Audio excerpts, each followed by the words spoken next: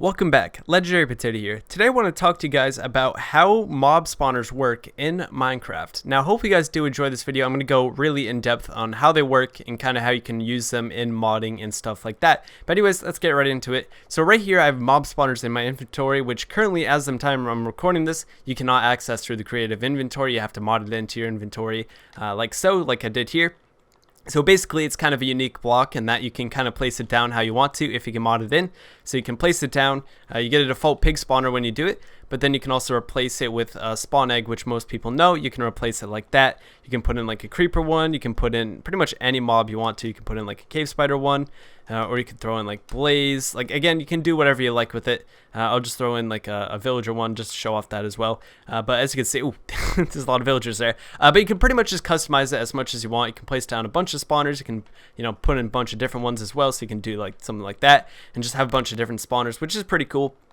But you can also do more than just this as well. Like we can just place them down and just call it a day. Just, place down some spawners, do stuff like that, and it's easy as that. But you could also, if you really wanted to, there's more you can do, such as like, increasing like the spawn delay or increasing the radius of it, or just, doing stuff like that. So using NBT data, we can actually modify it. So it's like instead, how if you walk away far enough from a mob spawner, so we come to the distance like right around here where as you can see the fire and it stops spinning. As you can see there, we just walk one closer, it does that. We walk a little away and it stops doing it. So it just kind of unloads it so it isn't constantly on and stuff like that. And also it just kind of makes it so that it checks if there's a certain amount of mobs in here. So let's say we have a zombie spawner, for example. So we throw it in here. And I guess I'll set it to night so they don't burn. But let's say we have enough zombies in here like this. So it's like there's 4 total. Let's say there's 4 in here. Then I believe it reaches the maximum that it can have in a certain area. So the zombies actually have to go away and actually not be here in order for it to spawn more, which can also be modified. So you can make it so it can spawn like 100 or something, which obviously would probably lead to like, reaching the limit pretty quickly. But as you can see, like there it is right there. I'll set it to day, and I guess some of the zombies are going to burn. I guess the house over there won't burn, but yeah, so that's basically what's going on with this.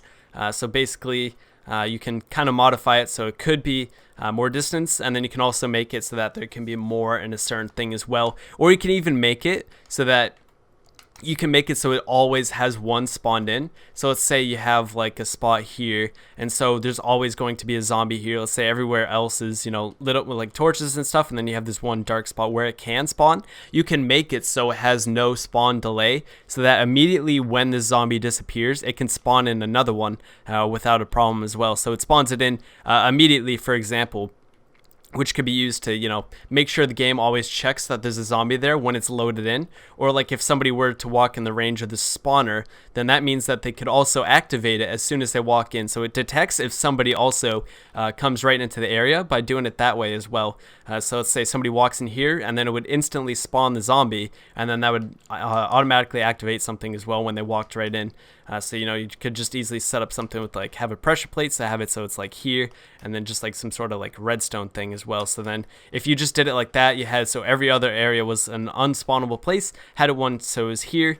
You just kind of get rid of the respawn delay and stuff like that, so it spawns it instantly, and there can only be one spawned in. Then you can do something really cool with that and make a kind of cool thing like that.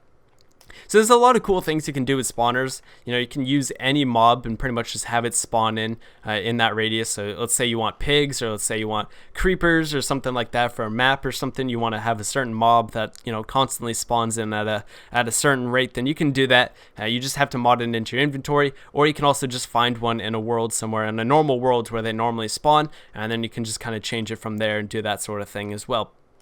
But yeah, it looks like there's a lot of villagers that spawn right away as well. But hopefully this video was somewhat informative. Hopefully you learned something new about spawners and what you could possibly do with modding them in as well.